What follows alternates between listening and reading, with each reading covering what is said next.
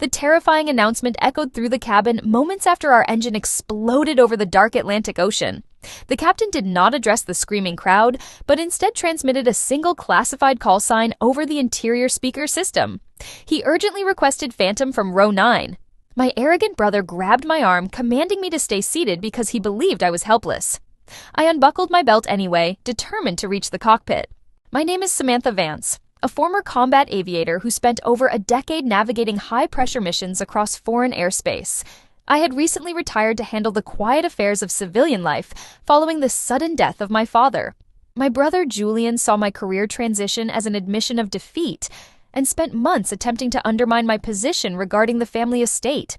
He believed that money and legal technicalities defined authority, while I knew that true strength is tested only when crisis strikes.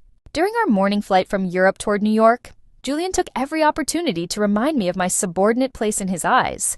He spread probate documents across his tray table and insisted that I lacked the composure to manage financial assets. His arrogance stemmed from an old confidential military assessment that he had secretly obtained years prior. That leaked document claimed I was prone to hesitation under non-kinetic pressure, a flaw Julian planned to use against me in court. I chose silence over argument because years of flying had taught me that impulse creates unnecessary friction. I recorded every hostile comment in a small black notebook, building a precise record rather than indulging in petty conflict.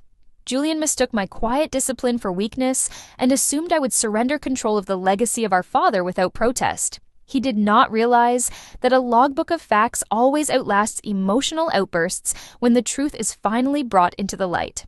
When the wings shuddered and oxygen masks dropped from the ceiling, the atmosphere inside the plane transformed into absolute chaos. Alarms blared across the deck while passengers panicked and the aircraft listed dangerously to the right. Julian lost his composure instantly, his face turning pale as he gripped his armrest in terror. The flight attendant hesitated until I confirmed my call sign, after which she immediately opened the heavy security door into the cockpit. Inside the cockpit, warning lights flashed red and the air smelled heavily of burning electrical components. The first officer was slumped in his harness, semi-conscious and unable to perform his duties. The captain looked at me with immediate recognition, recognizing my former military designation and accepting my offer to assist. I sat in the secondary seat and prepared to establish communication with regional air traffic coordinators using encrypted protocols. I spoke 3 structured phrases over the emergency frequency to initiate a direct priority link with transatlantic routing controllers. Those specific military codes bypassed standard channels and provided real-time tracking data to ocean control stations. The captain managed the primary controls while I stabilized our heading and monitored our rapidly deteriorating performance metrics. Through the open door, I could see Julian staring into the cockpit with complete disbelief as I took command of our trajectory. The situation worsened when the remaining engine began to overheat, threatening a total loss of thrust over open water. The captain admitted that he had never executed a dead stick glide with 200 passengers on board. I told him that I would take responsibility for the manual flight path if the power failed completely. We began calculating glide ratios, wind vectors, and fuel burn metrics while maintaining a steady descent through dense cloud cover. Suddenly, a severe vibration shook the airframe and the second engine cut out completely, plunging the cabin into heavy silence. With no automated systems or hydraulic assistance left, the aircraft turned into a massive metal glider. Every manual input required immense physical effort, but I maintained precise control over our pitch and airspeed. I focused entirely on preserving altitude, knowing that every single foot lost brought us closer to a dangerous ocean ditching. Emergency controllers identified a forgotten Cold War airstrip surrounded by dense forest within our maximum glide distance. It was a narrow target with no room for error, but it represented our only realistic chance for survival. A medical emergency was reported in the passenger cabin, adding severe pressure to an already critical timeline. I promised the crew that we would put the wheels on the ground before time ran out for anyone on board. As we approached the remote runway, indicator lights showed that the landing gear might not be locked securely into position. I decided to touch down firmly on the main gear to force a mechanical lock through impact momentum. Trees loomed large beyond the threshold.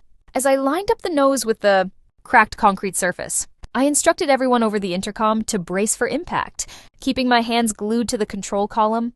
The tires slammed into the pavement with a deafening screech, sending clouds of smoke past the windows as rubber shredded. I pulled the emergency brake lever with all my strength, fighting to keep the heavy aircraft centered on the narrow strip. The frame skidded violently, but momentum finally slowed just 40 feet short of the tree line. Silence filled the cabin for a moment, before passengers erupted into overwhelming cheers and tears of relief. In the quiet aftermath, I recorded the exact details of the flight in my black notebook, including 4 seconds of hesitation I felt before final approach. That brief internal freeze reminded me that fear is natural, but action must overcome uncertainty. Outside, emergency vehicles surrounded the plane while reporters began asking who had piloted the aircraft to safety. I avoided public praise, knowing that official investigations would soon examine every maneuver and decision made during the descent. In the days following the event, news outlets praised the emergency landing while tabloids published the leaked psychological report provided by Julian. Critics questioned my mental stability and authority to step into the cockpit, creating a wave of public controversy. I remained silent and allowed my legal representative to submit official flight data recorders to aviation authorities. Julian watched the media storm unfold, realizing too late that his attempt to destroy my credibility was rapidly crumbling. During the formal hearing, flight voice recordings proved that the captain had explicitly requested my assistance during the emergency. I presented my detailed logbook, matching timestamps and mathematical calculations to the flight data charts on display. The panel concluded that my actions saved the lives of everyone on board and commended my composure under pressure. Julian stood in the back of the room, visibly shaken as the truth destroyed his manufactured narrative. Shortly after the aviation inquiry concluded, we gathered in probate court to resolve the estate of my father. Julian unexpectedly addressed the judge, confessing that he had leaked my confidential military record out of jealousy and insecurity. He admitted that he had always envied my courage and apologized publicly for trying to sabotage my life. The judge ruled entirely in my favor, restoring my equal share of the estate without further dispute. I accepted his apology, not to erase his past actions, but to free myself from carrying resentment into my future. Julian agreed to contribute his portion of the inheritance toward funding emergency aviation scholarships for young pilot trainees. I declined full military reinstatement and instead accepted a position as an advanced flight instructor specializing in crisis management. I wanted to teach aspiring aviators how to overcome moments of panic and maintain steady control when systems fail. Months later, at a survivor reunion held inside an airport hangar, passengers gathered to express their enduring gratitude. Julian stood quietly nearby, having finally relinquished his pride to support a cause greater than himself. I looked up at the sky, feeling a profound sense of peace and purpose in my new role. True leadership is not about title or wealth, but about holding steady when everything around you begins to fall apart.